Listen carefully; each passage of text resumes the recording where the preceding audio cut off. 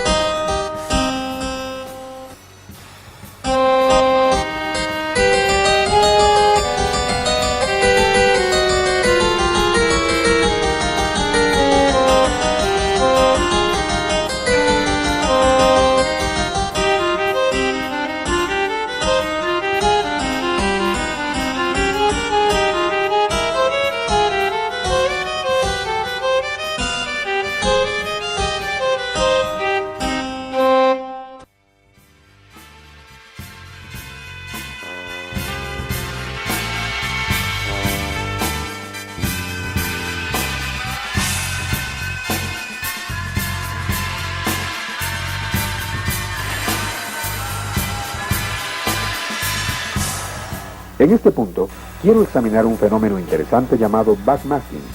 Una definición sería un mensaje escondido en una canción que puede ser descubierto solo cuando la secuencia normal de la música escuchada es invertida. Hay esencialmente dos tipos de backmasking. El primero es cuando la música tocada al derecho es completamente inentendible, pero cuando se invierte se revela un mensaje.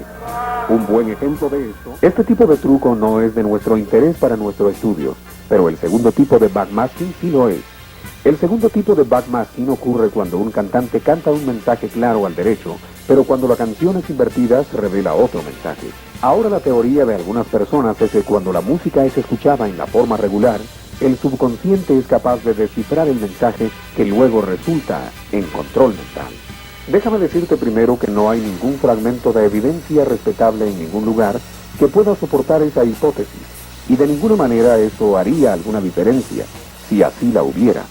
Como hemos visto, no necesitamos un mensaje invertido para corromper la mente de alguien. La música normal es más que suficiente para hacer ese trabajo. La pregunta real que debemos hacernos aquí, y la más significativa, no es ¿puedo escucharlo cuando oigo la música al derecho?, sino ¿cómo llegó hasta allí? Hay esencialmente tres explicaciones teóricas. Intencional, que los artistas y los técnicos intencionalmente están escondiendo mensajes en la música. Ignorando la cuestión de su motivación, se discute que esta explicación es completamente insatisfactoria. Es prácticamente imposible hacer intencionalmente lo que vas a oír. Recuerda que la canción al derecho es un mensaje entendible y claramente pronunciado sin ningún ruido de fondo. Cualquier mensaje que trates de poner al inverso hará algún ruido al derecho, pero no tenemos ningún ruido extraño en ninguno de nuestros ejemplos, solamente que hayan encontrado la forma de cantar algo para que tenga sentido en ambas formas. Inténtalo alguna vez. Un contado número de productores y músicos han probado hasta lo imposible. La segunda posible explicación es que solo se trata de un accidente, una chispa del destino musical. No solo en la posibilidad matemática es absurdo, pero si fuera meramente accidental, habría una igualdad de mensajes alabando a Dios o diciendo algo sin sentido como cerdos poniendo huevos. Sin embargo, cada vez que hay este tipo de mensaje backmasking, es algo contra Dios o algo alabando a Satanás, o algo que es satánico en su enfoque filosófico. Esto nos lleva a la tercera y realmente única explicación, que es espiritual. En otras palabras, una fuerza inteligente externa con poder sobrenatural que ocasionalmente es capaz de jugar con esos músicos como un instrumento musical. Esta explicación no solamente está en total acuerdo con precedentes espirituales dictados en la Biblia, sino que también tiene precedentes en la historia secular. El famoso criminólogo Henry T. F. Rhodes, en su libro Examinando las raíces históricas espirituales del crimen del siglo XX, registra los ritos de una misa satánica. El sacerdote va a la iglesia a las 11 de la noche y termina su misa a la medianoche en punto. Su sirviente es una mujer con la cual ha tenido intimidad, y las oraciones se dicen al revés. De la misma forma, Aleister Crowley, en su libro Magia, incluye en su apéndice instrucciones específicas para adeptos aprobados, su término para los que se han iniciado en la magia negra. Él dice que el adepto aprobado se entrene a sí mismo a pensar al revés por medios externos de la siguiente forma: que aprenda a escribir al revés, que aprenda a caminar al revés, que constantemente, si es posible, vea películas y escuche discos al revés. Una última cosa. Algunos, con el propósito de zafarse, se han tomado la oportunidad de acusarnos de que adoctrinamos en estos videocassettes, tal como lo hizo el locutor de la Universidad de Toronto. Por favor, no te...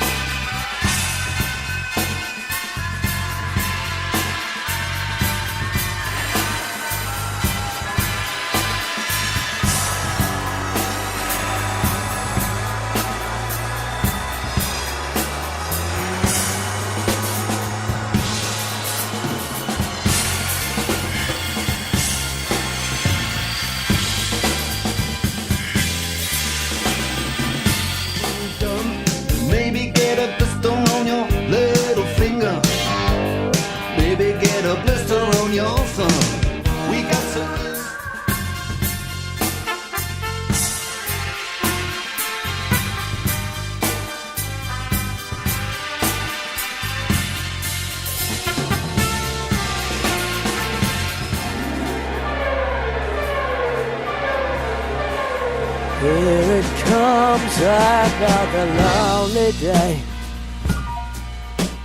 playing the game. I sail away on a voyage of no return to sea. This past the one smashed open on careless side. Man,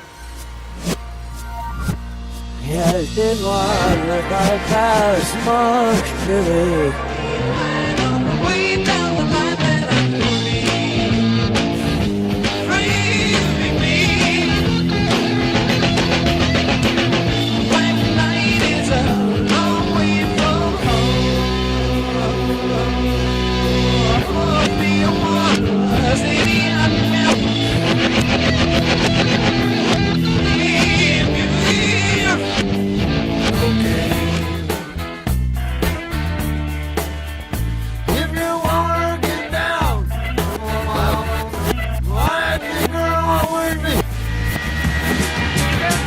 Chance now, baby. I'm sorry for the rest of your sweet love life.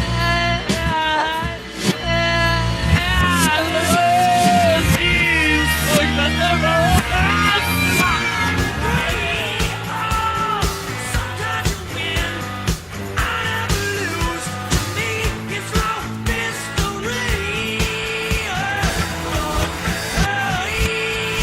It would seem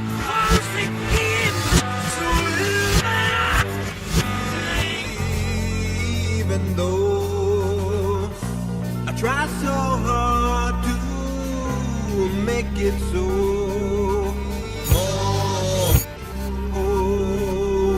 slick and moves, today.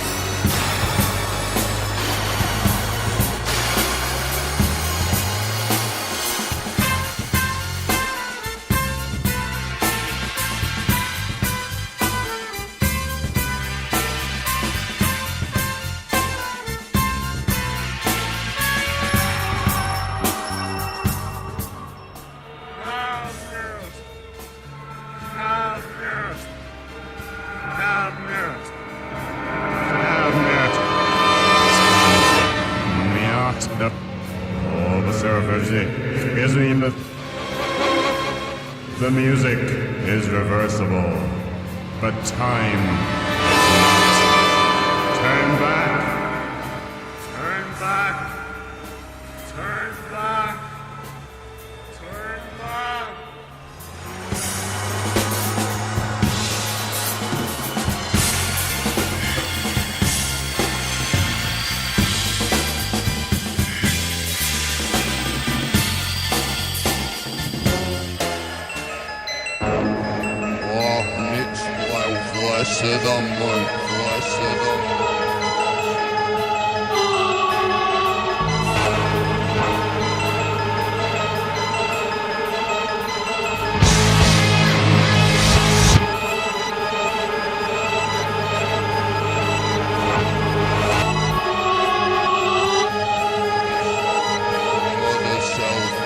Mother self welts in hall.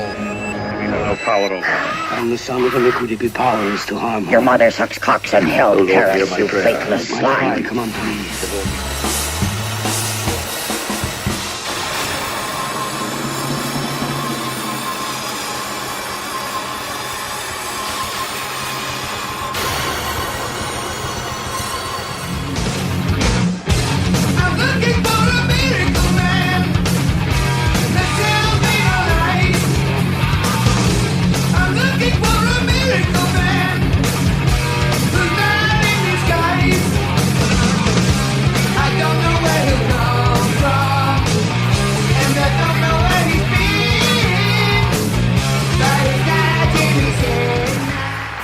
Back with evangelist and moral crusader, the Reverend Aaron Gilstrom, who's dropped by with some visual aids. We're talking today about rock pornography, and I'll have to agree with you. We have some pretty ribald stuff here.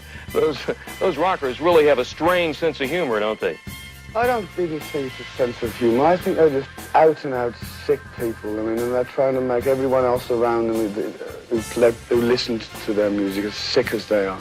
Reverend, let me ask you a question. This album, Do It Like a Dog. Now, this has to be about animal behavior, is that right? Let me give you an example. I have one of the lyrics. You will right. Tell me what you honestly think is Go right ahead. Gonna drive my long steel missile down on your love channel. Deep, deep, you'll beg for more. Raising hell and serpent score. Feel me, feel me. Now, what does that mean to you? To me, it means nothing but a sexual act. Demonic beast. What happened to the good old simple love song? I love you. That's a good word to use. Nowadays, they have to write some sickness. It's just absolutely sick and bizarre, and I'm going to do my utmost best to try and stop it now. Anything you'd like to say in conclusion? These evil people have just got to be stopped.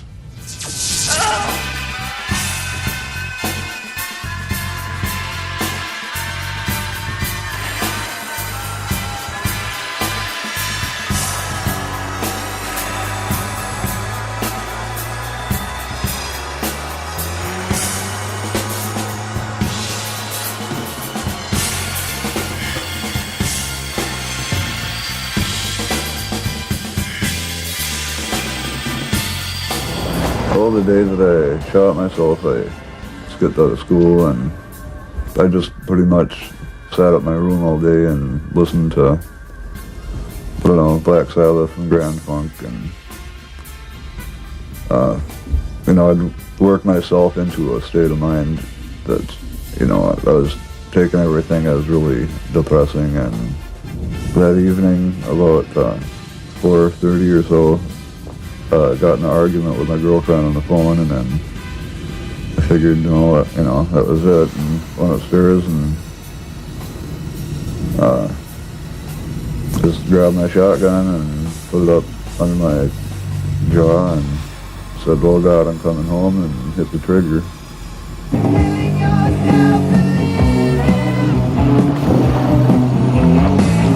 I'd never considered suicide, till I was like about 15 and really started getting into rock and roll.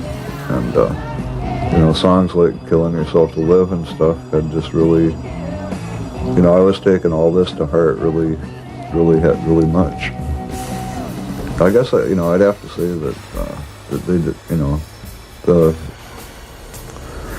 the words and stuff did have a big influence on me. And,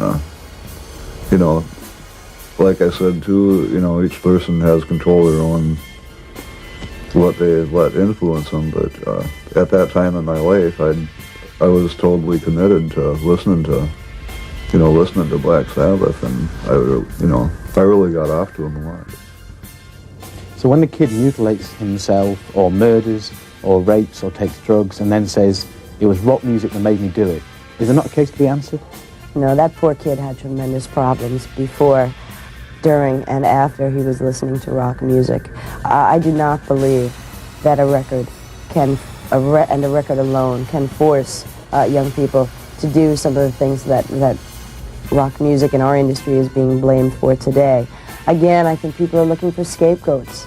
If your kid is sitting in his room listening to the same record over and over for 8 hours, I don't care what that record is, you might want to think about knocking on the door and saying, "Johnny, is everything okay in there?" We had planned it before, and we'd attempted to carry it out before, but we'd just lose the heart. Or try it another time and lose the heart again. And finally this night, I guess all the failures in the past kind of gave strength to it this time.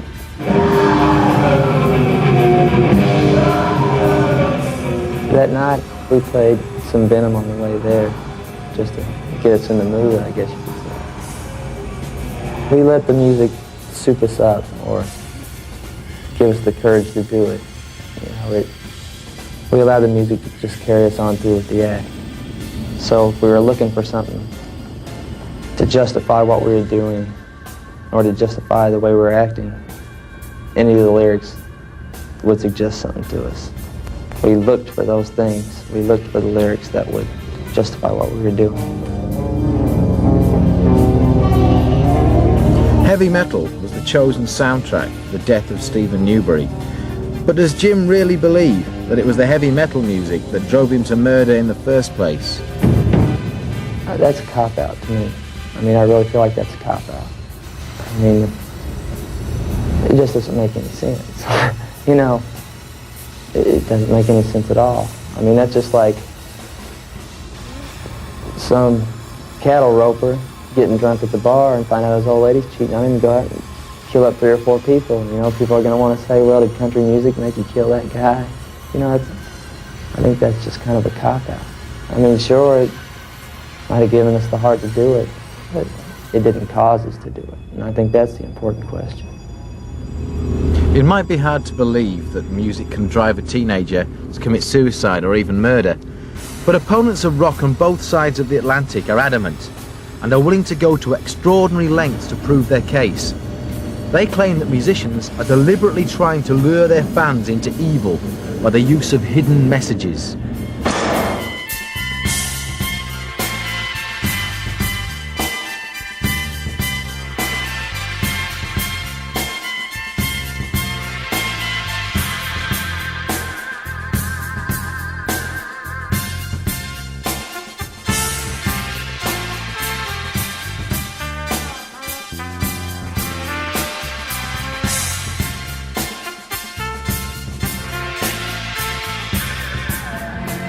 Most of you kids are here because you couldn't keep things out of your life, or couldn't keep things out of one of the holes in your head or the holes in your body that were going to hurt you.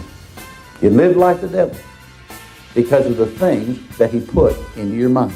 The bottom line is he's found a tremendous vehicle to get his ideas into one of the holes in your body, namely your ears, and that's through music. You see, these thinking people...